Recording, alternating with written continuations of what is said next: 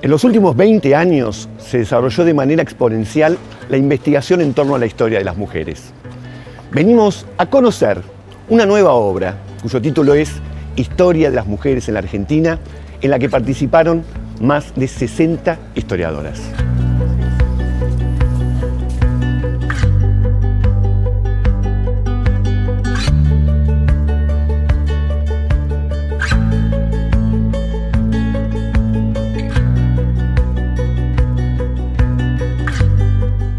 Débora, hablamos de la nueva historia de las mujeres. ¿Cómo es que hay una nueva historia de las mujeres?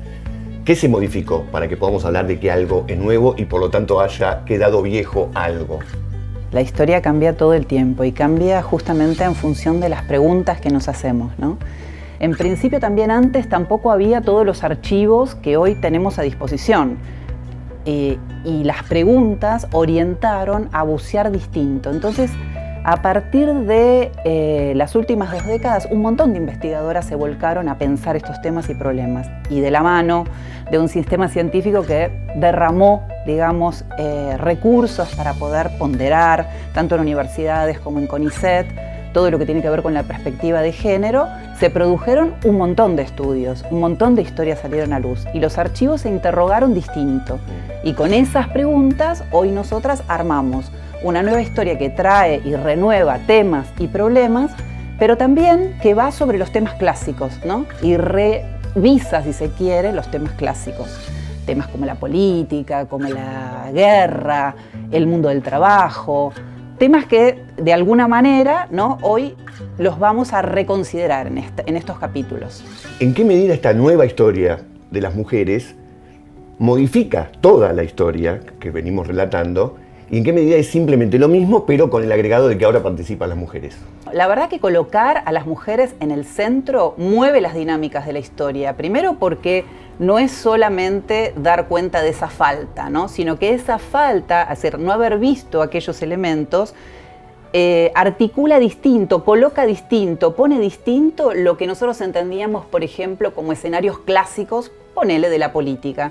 Cuando pensamos a las mujeres en los escenarios, por ejemplo, de las guerras de la independencia, no es solamente que estuvieron y que acompañaron. Es interesante saber que estuvieron y acompañaron, pero mucho más interesante saber lo que hicieron en esos ejércitos, que de no haber estado ellas, ¿sí?, sosteniendo a esos compañeros, tanto en el ofrecer alimento, como en los cuidados, como en ser espías. Es interesantísimo y eso se ha estudiado bastante, ¿no?, el rol de las mujeres como espías, es decir, articuladoras de la política en las alcobas. Entonces también la política está en un escenario tan raro como son las camas, las alcobas. Entonces pensar estos conceptos nos lleva a redefinir lo que ya sabíamos, ¿no? Me imagino que en esa búsqueda de información, de archivos, de documentos sobre la existencia de lo que antes se daba por inexistente, que en este caso son las mujeres, no debe tener el mismo peso en las mujeres pertenecientes a la élite económica y social que en las mujeres de la base social, las mujeres de lo que llamamos la historia desde abajo. ¿Cómo se conjuga esto en esta nueva historia de las mujeres? Bueno, esa pregunta me parece clave porque nosotros acá hicimos un esfuerzo, en el mejor de los sentidos, un esfuerzo, ¿no?, de reunir muchas voces, ¿no? Voces de las protagonistas de esa historia, digamos, mujeres que fueron esclavas, asalariadas, indígenas, migrantes, políticas, militantes, ¿no? Me estaba acordando de una historia hermosa, una de las historias, de las 50 historias que contamos en estos tomos, en estos 4 tomos de historia de las mujeres, que son de las esclavas, ¿no? Uno diría, bueno, ¿cómo las esclavas? Muchas veces sin posibilidad de haberse educado y con, digamos, opresiones muy fuertes a nivel económico, generaron instrumentos para que nosotros conozcamos sus experiencias, ¿no? Y los hay. Por ejemplo, hay una esclava que se llama María Tomasa, que a comienzos del siglo XIX era una nodriza, era una ama de leche, daba de mamar al hijo de una digamos, señora, ¿no? Una señora de clases altas, y ese trabajo no se pagó, ¿no? Entonces, durante 2 o 3 años ella amamantó y ese trabajo no se pagó. Y entonces ella dijo, pero yo tengo que hacer alguna interpelación judicial, un juicio civil para cobrar aquello en lo que de alguna manera me podría estar convirtiendo en una asalariada y hasta comprar mi libertad. Entonces, a través de un expediente judicial, una de las autoras, en este caso es Florencia Guzmán, descubrió que se hizo una interpelación donde se convocaron a las partes para que se pague, para que esa señora, esa ama, pague el trabajo que no había sido. Entonces, digamos, mirá qué manera rara de llegar al tema, porque la presentación no la hizo ella, la hizo un marido, su marido, que también era un esclavo, ¿no? Pero bueno, era un momento controversial porque, bueno, se estaban empezando a desestabilizar las viejas estructuras. Esas mujeres tuvieron un porvenir distinto para ganar su libertad. Porque los varones muchas veces ganaban la libertad a través de la participación en los ejércitos, pero ellas debieron comprarlas. Y a veces la compraron, por ejemplo, a través de peticiones que hacían a través de sus hijos que eran libertos. Entonces, los modos en los que las mujeres tuvieron de integrarse a la historia, bueno, evidentemente eran sinuosos, conflictivos, diferentes a los establecidos.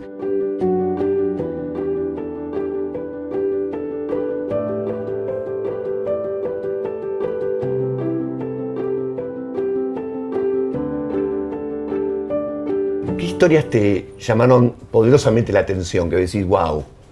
Hay una historia muy bonita, ¿no? Que es, digamos, que vuelve sobre la figura de Eva Perón, pero desde un lugar bastante singular, que es contar la historia de las que rezaron fervorosamente en lugares alejados, digamos, de las zonas metropolitanas, como son los ingenios azucareros de Tucumán, el día que Eva Perón murió, ¿no?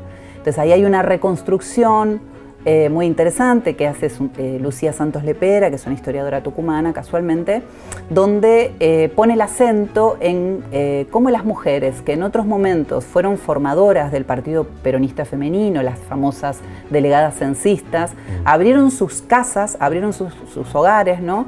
Para hacer lo que llamamos las capillas ardientes, ¿no? Entonces ahí hay también una redefinición, si se quiere, de la política, porque la política se vincula, el duelo, ¿no? Se hace a través de la reconsideración de lo religioso y va de lo privado a lo público y de lo público a lo privado y de lo singular a lo colectivo, porque hay una mujer, Aide, ¿no? Que es la que va a congregar a todas otras mujeres que en distintos pueblos y pueblitos trajeron a cuento la manera de venerar a Eva Perón. Llama un par de veces que decís nosotras. ¿A quién te referís con nosotras en la obra? Primero tenemos un nosotras chiquito, que es mi colega historiadora Valeria Pito, una especialista en el siglo XIX, y yo, que soy una especialista en el siglo XX. Pero hay un nosotras mucho más grande, mucho más amplio, que son las 60 autoras que participaron en esta obra. Es una obra muy federal, es una obra que recorre, digamos, las autoras reponen historias que van de norte a sur y de este a oeste, que traen a cuento las trayectorias académicas de distintas universidades y de distintos centros de investigación. Así que es un nosotras muy nutrido, podríamos decir, ¿no? Te voy a hacer una pregunta que parece obvia, pero me parece que tal vez tiene su complejidad. Es una historia, una nueva historia de las mujeres. ¿Es una historia feminista?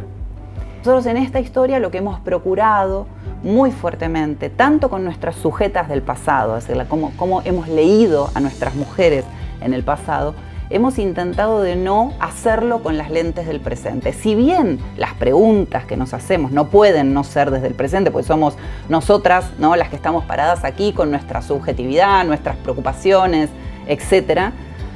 Entonces, pienso yo que hay un gesto feminista muy fuerte en esta obra, que es anudar, si se quiere, la vieja política de las feministas de publicar, de dar a conocer sus hallazgos, de poner en relación el voceo, el rumor, ¿no? Eso me parece que es muy feminista de esta obra, ¿no? Es muy feminista el diálogo que hemos instalado con las autoras.